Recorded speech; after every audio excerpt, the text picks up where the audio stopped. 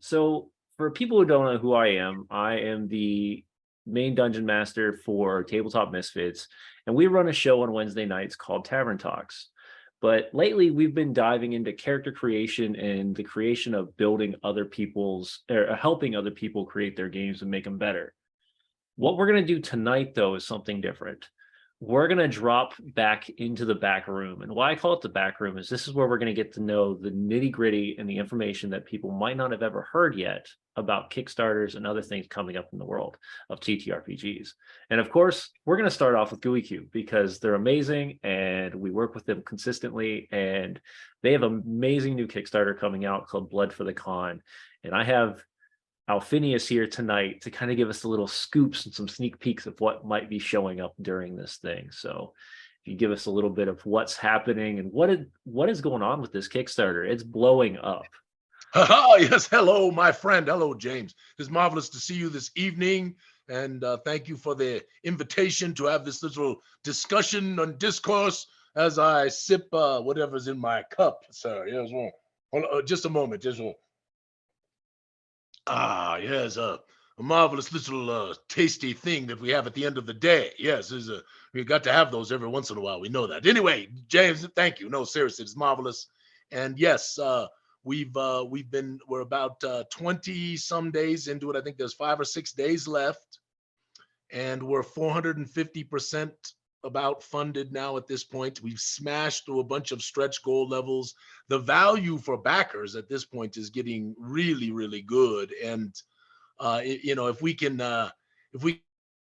pass 50K, then I add this really extra special bonus goal and another map. And then I've got a couple things for after 50K if we can get to that place. So we'll see what people do. But Blood for the Kahn is a wonderful, wonderful adventure, and it works with the Mornwood mini campaign, which is all tied into Darkenhaven and our city and all of that stuff. So it's wonderful. The one last thing is that you can use it in any world if you want to. It doesn't need to be in the world of Xyothay. So yeah, that's what we are doing, sir. I do agree. I think that anything I've used from Gooeycube has not only been built in the world, and I play a lot in the world of Xyothay over the last 3 years working with Gooeycube strongly, but I can see where it can be utilized anywhere. The little bit of tweaking, a little bit of shifts, this can be placed in your own homeworld. This can be placed in the Forgotten Realms. This could be placed in Mystera, wherever you're playing at, there is a place for these types of adventures. Now, I've ran the Red Star Rising campaign somewhat so far, and I've run adventure games throughout the last couple of years. What is different about Blood of the Kahn? Because even when I heard people running it at Genghis, there is something different about this. What are we seeing that's different? Well, the reason why everybody at Genghis was all, stocked up about it is because of, what we did was sometime back, Andrea and Donnie made some contributions to the world of Xyothay, like many have, like you have, James, and had them published and, and all of that stuff that we have done. And we love that little Genghis Khan. It's not like Gen Con. It's not like Origins. It's not huge. But you were just there. It's 2,000, 2,500 people, maybe something like that. And it's really just a great local regional convention, right? I mean, the games are fantastic. There's so many good game masters there. The activities and events are spectacular. The dealer room is actually pretty good for a small con. And most of all, Andrea and Donnie are very welcoming and have a wonderful team that just makes it really good. And so we wanted to do something to honor them, along with making this sort of Mornwood campaign and the thing we were doing, because Darkenhaven's about ready to get printed here, not that far away, James, that box is like this. We added an extra like half an inch or 3/4 of an inch to the normal box. So it's big, right? Oh, yeah. So Darkenhaven is about to get done. And we wanted, because So philosophically, and James, you and I've talked about this a lot, game mastering and all of this stuff. Hmm. Philosophically, the one thing about a really big city, a really big one, not a smaller one, but a really big city that's in the middle of the sovereignty or the nation or the kingdom or Right. whatever you want to call it, right?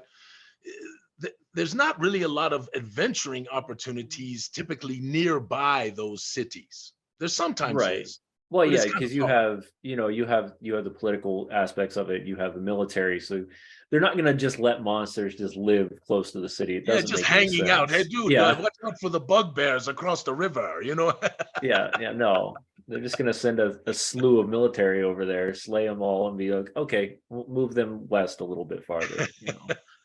So the interesting thing is, a little bit because you were involved helping with Darkenhaven too, right? Yeah, Is that across the river was where the original settlement after the War of Ruin happened, where they put all the first buildings and built the first keep and Fornastus and all of that stuff that was going on at that time. right, And there was this terrible calamity, and whatever happened, right, literally caused a lot of problems in that area, destroyed all of the buildings, killed many of the people, most of the people, right, and really created a bit of a magical and fearful kind of thing in this area, thus basically allowing a place where kind of creepy things can fester and grow, right? right. And right there, relatively close to the city, right? And even when they've sent in the military, they've had casualties and lost more than they want to lose, right? And Hmm.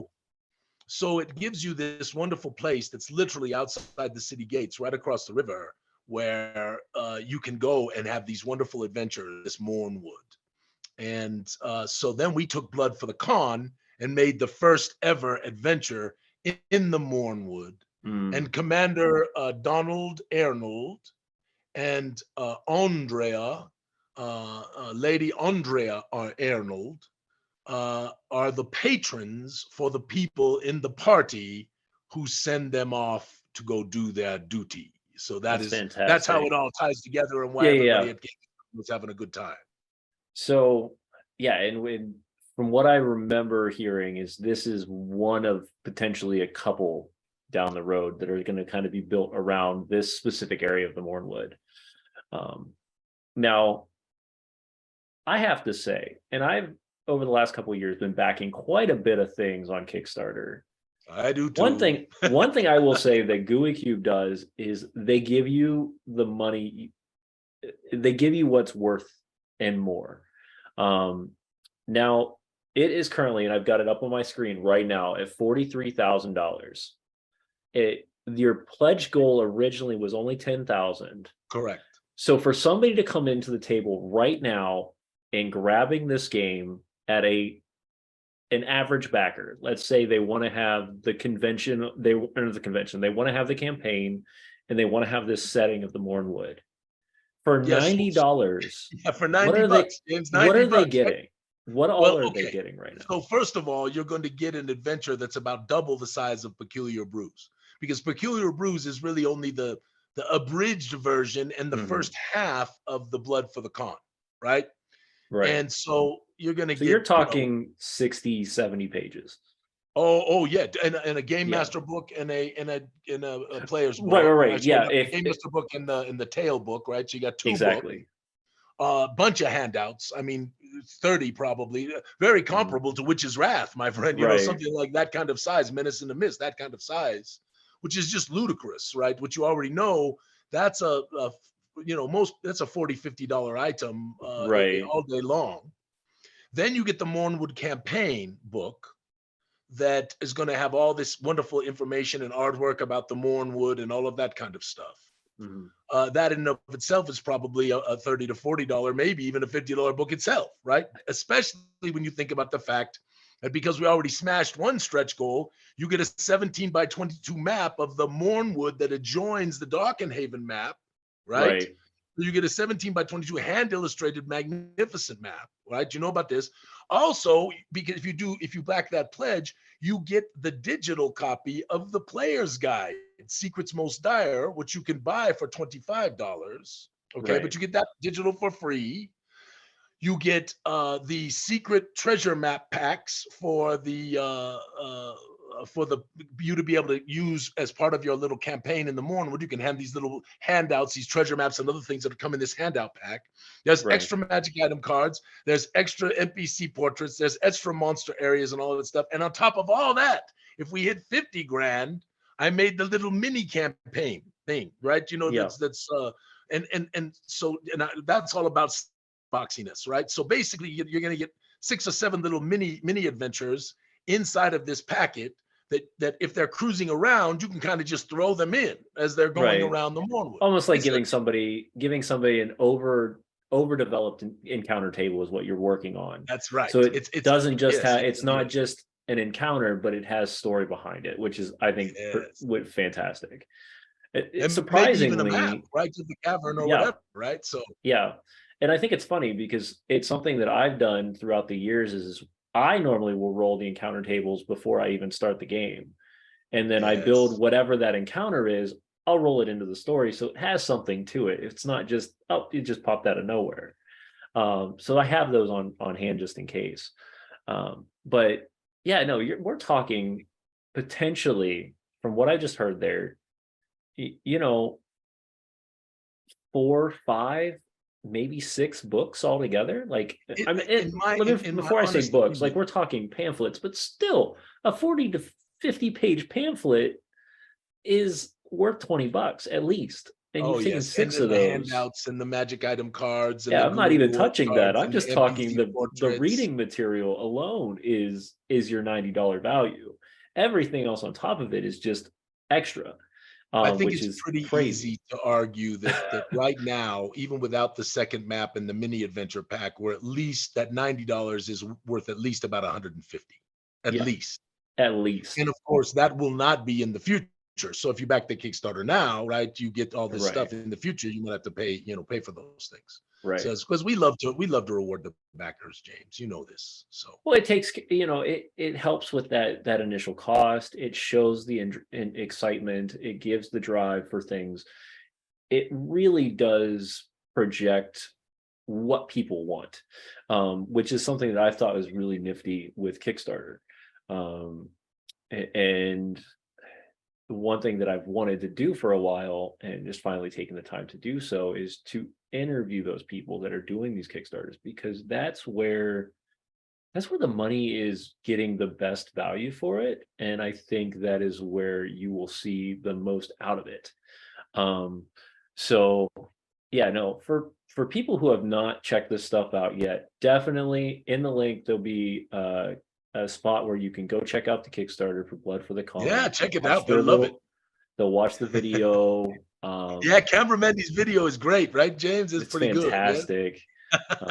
Not something I can do and flip together very fast, that's for sure.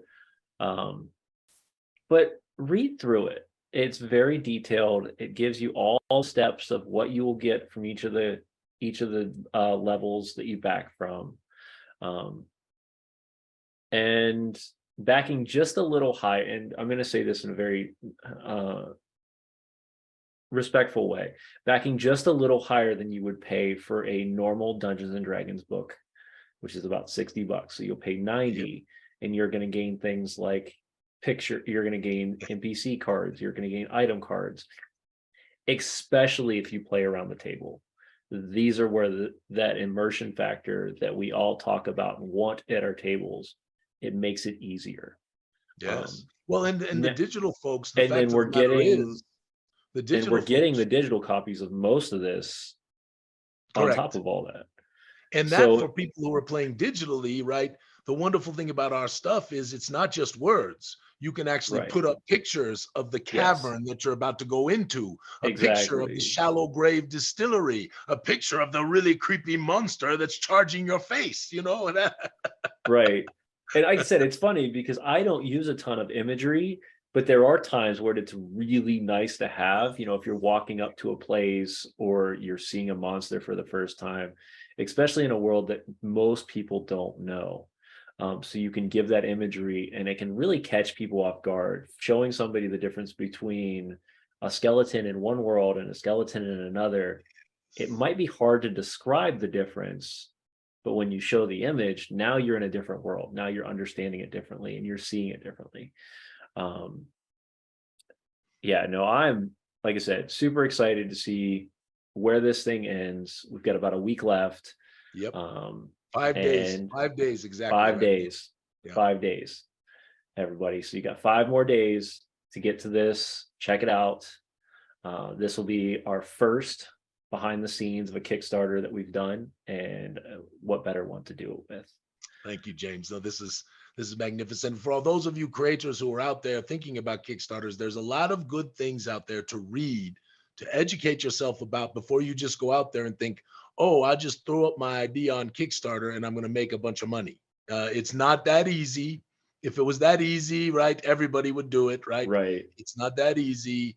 And so you need to ponder it, right? So that you're not in a position, you have to look at the different strategies and ideas and all of that stuff, because there's time and effort that you put into these things. And the worst thing that can happen is you establish a funding level that really barely covers your costs or really doesn't cover your costs. And then you end up going backwards because you did a Kickstarter. And so don't just think going out there and making a Kickstarter is going to suddenly make you a bunch of money. Be smart before you do that. Okay, friends? Just a good thing for people to think about, James.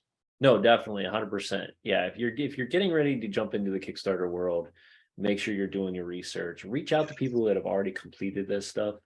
One thing I always say about Dungeons and Dragons and TTRPGs in general, most people are generous and willing to talk.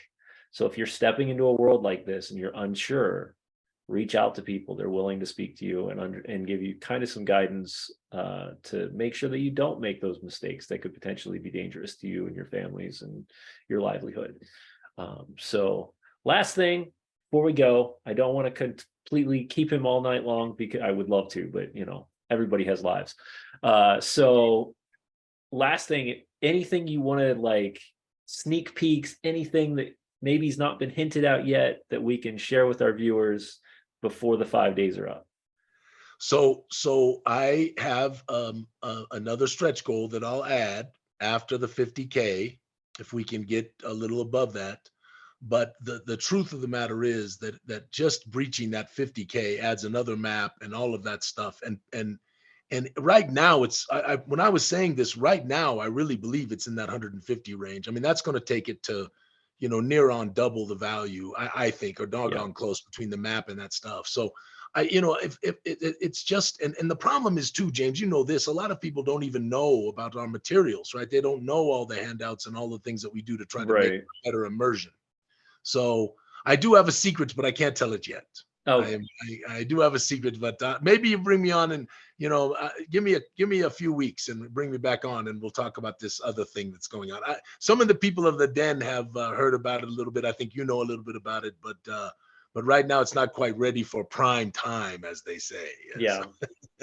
Well, as we continue to grow, we're going to continue to bring Kickstarters back on, and we're going to bring creators to let them talk about these big projects. We have been driving the idea of letting creators create characters and talk about what they're doing in the world of TTRPGs, but not focusing on their Kickstarters. And I think this is a great way to do that. It's a quick format that we can chat with people, get the inside scoop, get what you're really getting the value of and the heart behind it. And then, of course, letting you make that decision if you feel that you can and you are able to back. As we've always told people, don't do anything that's going to potentially put you in a financial burden or detriment you in any way. But if you have the opportunity and it's something that really does catch your interest, think about backing these Kickstarters. These creators put a ton of time, energy, and money into these things, and this is the best time to get it. So, well, you definitely get value. I mean, almost all of these things, when you look at them and you look at what you pay afterwards with the stretch goals and all that stuff, you get tremendous value. So correct. I just piled a bunch of money into Dwarven Forge's Kickstarter, and I was out in Genghis planning to and missed the date, and I was like, oh no, that's all right. There will be more. There will be more in the future. So, there will be indeed, my friend. There will be indeed. I am, of course, the host and tavern keeper of Tavern Talks. This is our first ever back room with Kickstarters. And thank you once again, Alphinius, Kim, Gooeycube, however we want to name you. We'll see you guys very soon with your next big adventure that I'm sure will be coming out in the next few months. Until then, keep an eye out for these little clips that come out throughout the year. As new Kickstarters are being found out, we're going to give you a little bit of an insight on them. So have a wonderful, wonderful evening. Cheers, my friend. Bye-bye. And